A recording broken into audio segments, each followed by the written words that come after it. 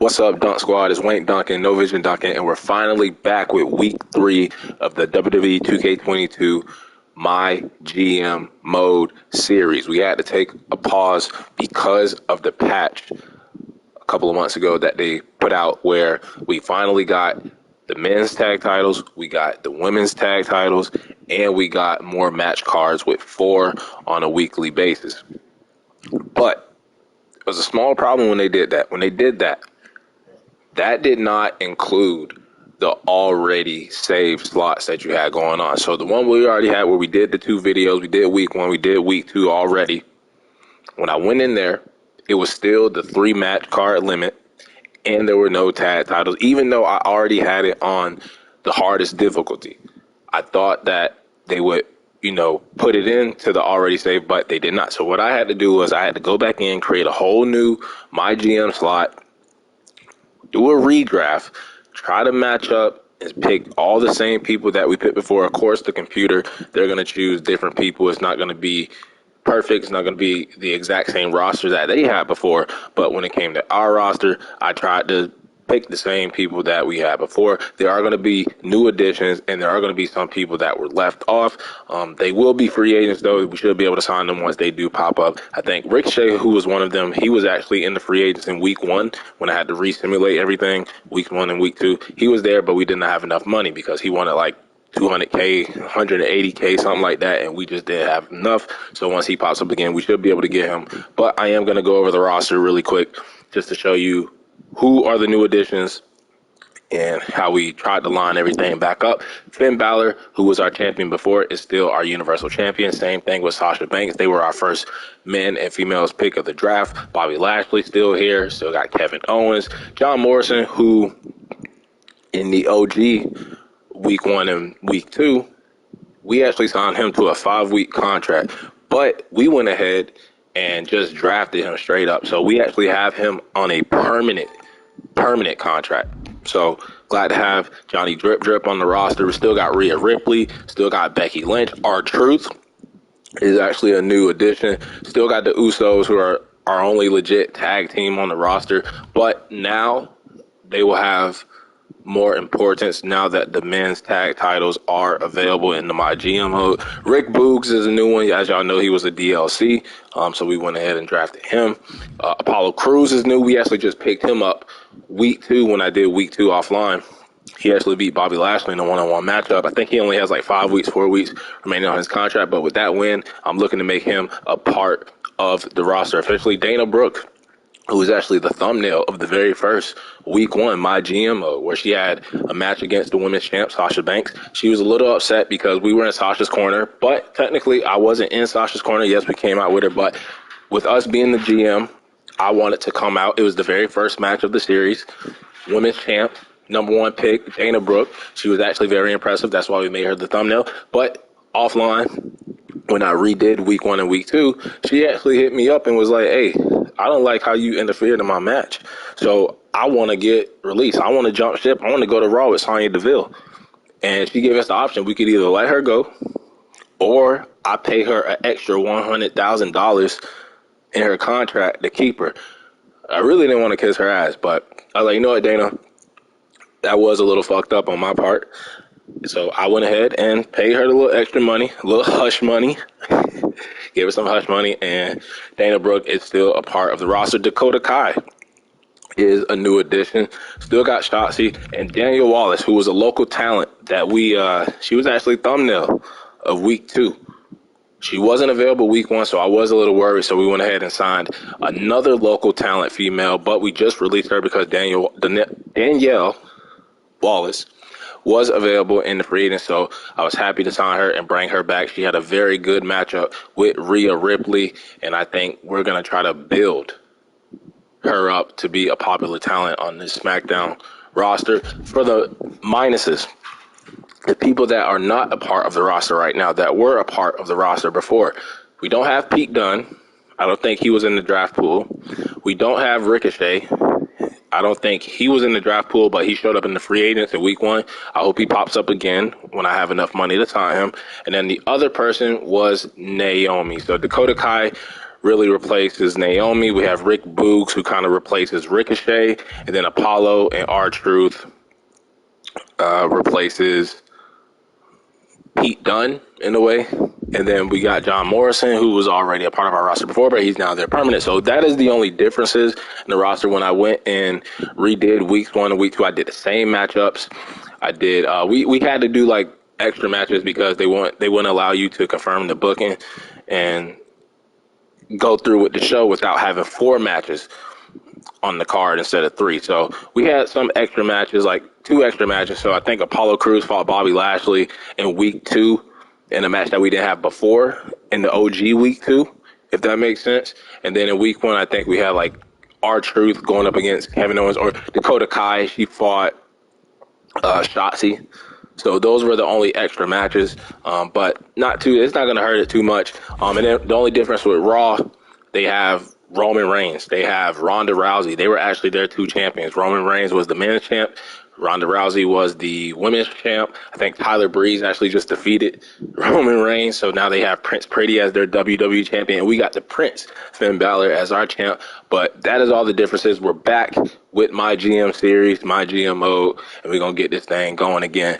With that being said, let's waste no more time. Let's go over the card, and we're going to watch one of these matches, spectate it, as we kick off the show with the Universal Champion, Finn Balor, teaming up with Apollo Crews, the man that defeated Bobby Lashley. Now, Finn Balor and Apollo Crews, they have something in common.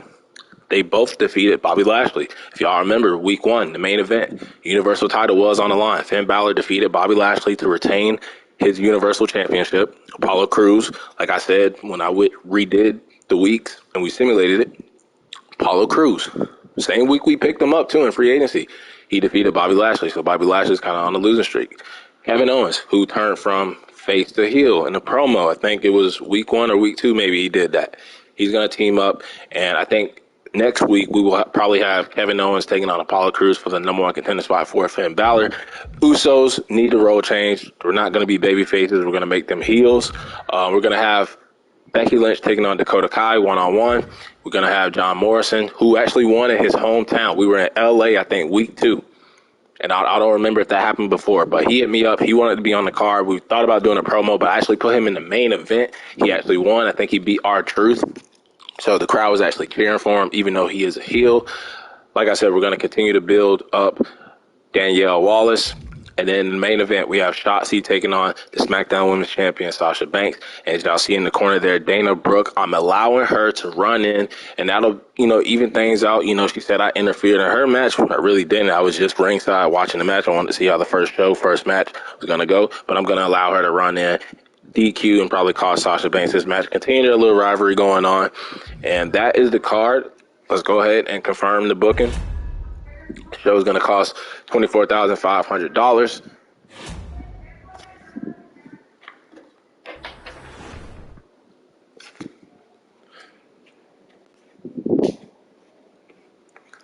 First match, we have the tag team match of Finn Balor, Apollo Crews taking on Kevin Owens and Bobby Lashley. Let's simulate that and see who wins. 1, 2, 3. And Bobby Lashley and Kevin Owens actually win. You get 2 stars, mediocre, but there is a rivalry. I think that is a tag team rivalry. So next we have a role change. The Usos. First up is Jimmy Uso. He actually goes to heel. He has an okay promo rating. The next match we have Dakota Kai taking on Becky Lynch one-on-one. We're going to simulate that. 1, 2, 3. If y'all notice, we actually hit all the commissioner goals for Triple H this week. I think he wanted us to match up with the fighting styles, and he also wanted Shotzi in a match tonight as she is in the main event. So we're hitting on all the Triple H's goals. Hopefully that helps us in the ratings too. But Becky Lynch, her match was dull. 1 star, she won. Jay Uso is up next. He's going to turn heel, and he had actually an excellent promo. So I think Jimmy had an okay one. Jay has an excellent promo, so Jay might be a little bit better on the mic. And then this next match, we're actually going to spectate this. John Morrison versus Rick Boogs.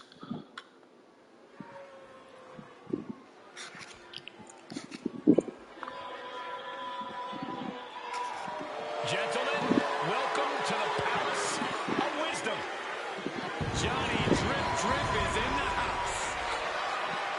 And we're still in the high school gym arena. Now, me, in real life, I'm conservative when it comes to my money. I like to save my money. Best thing you can ever do. We're going to save our money. We're going to be in this high school gym until probably after the first pay-per-view. Los Angeles, California, weighing in at 215 pounds, John Morrison. Now this man exists in rarefied air. Nobody's smoother in the skies. Starship Pain is ready to launch.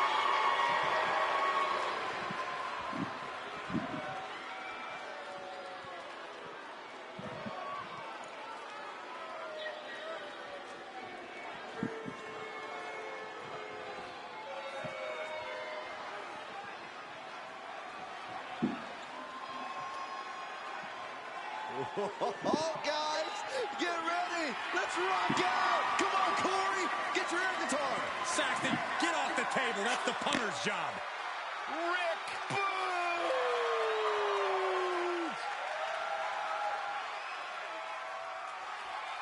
And his opponent from Madison, Wisconsin, weighing in at 234 pounds, Rick Boogs! Well, he burst out of the scene at WWE, rocking Shinsuke Nakamura to the ring. Now, Rick Boogs ready to show the world what he can do on his own. Saxton, is there any truth to the rumor that you're the guy who wears the shirt of the band you went to see live? That's just a rumor, Corey. Nothing more. Just a rumor. We know Boogs can entertain the WWE Universe, and he's showing guys that he can get it done in the ring. Now, Rick Boogs, we're actually going to push him as a single superstar. Shinsuke Nakamura was in the free agents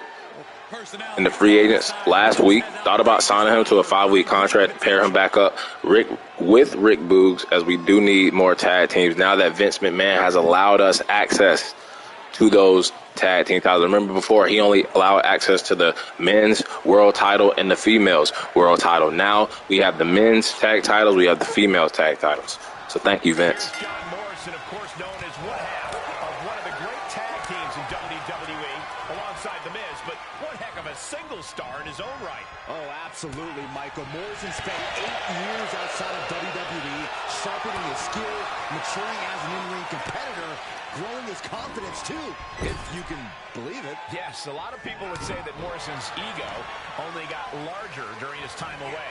But as Morrison has proven, with his larger-than-life personality, also comes an otherworldly talent inside the ring. But he's got to overcome the physically dominant Rick Boogs. I would not want to be in his shoes.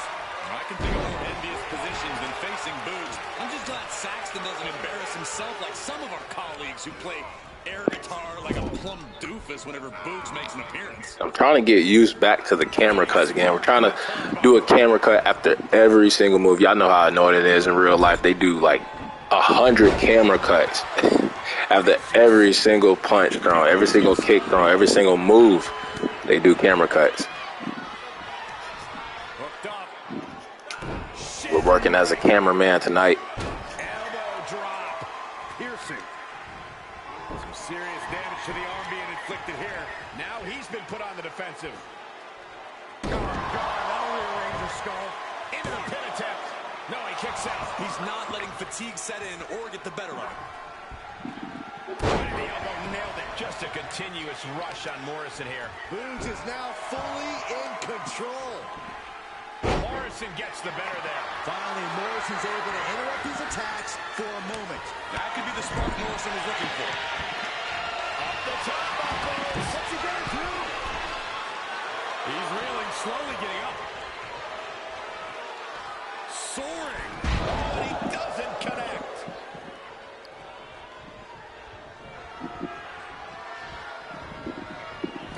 Setting him up for something here. And whatever it is, it's gonna hurt, and it's going to hurt bad. Crashing down. Samoan drop. Just look at Boogs gain the momentum in this one. Yeah, Morrison has to gather the energy to turn the tables. He's on his heels a bit now. They've definitely taken their lumps at this point. Their opponent is not messing around. To reverse. That could be the spark Morrison was looking for. Leg sweep. So fluid, so quick. Morrison with that patented offense there.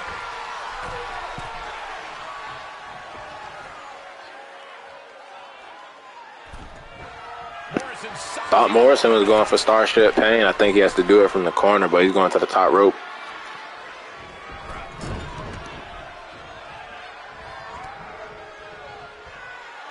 He finds a counter for Morrison. Reversal on top of reversal. Nice amateur takedown. Climbing up to the top now. From the top. 50 elbow drop. Will Morrison end this? 2 count. And he's still in the game. Oh, I thought that was game over. Pure guts to kick out there. And there needs to be a refocus now. That was the moment that could have ended things. A moment that's being replayed in their heads right now. Foot, knee back. There they go. Heads out, and he has all the time he wants. Set him up for the leg sweep. Nicely done. Tossed aside. Elbow drop. Piercing. Stomping down.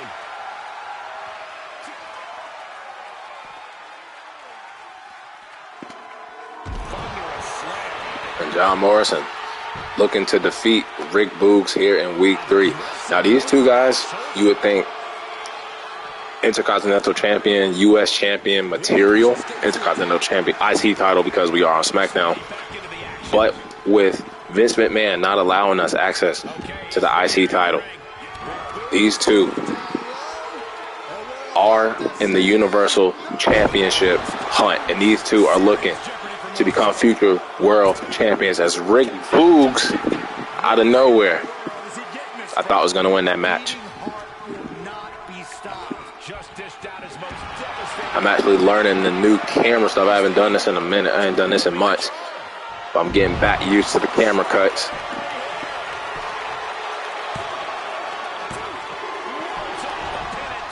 Really had less than a second to stay alive there.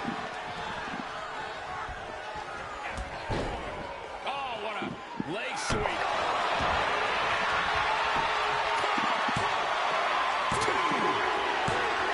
John Morrison captures the ring.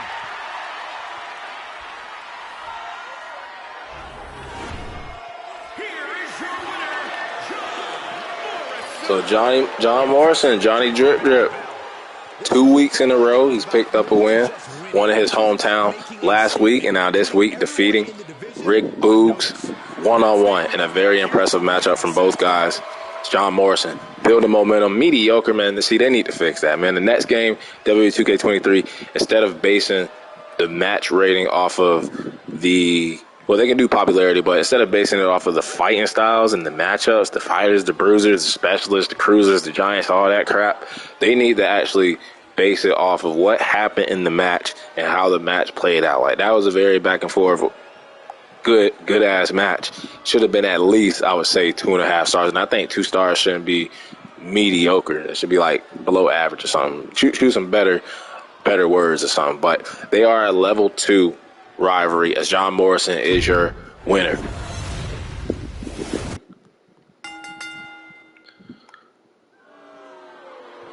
So John Morrison wins.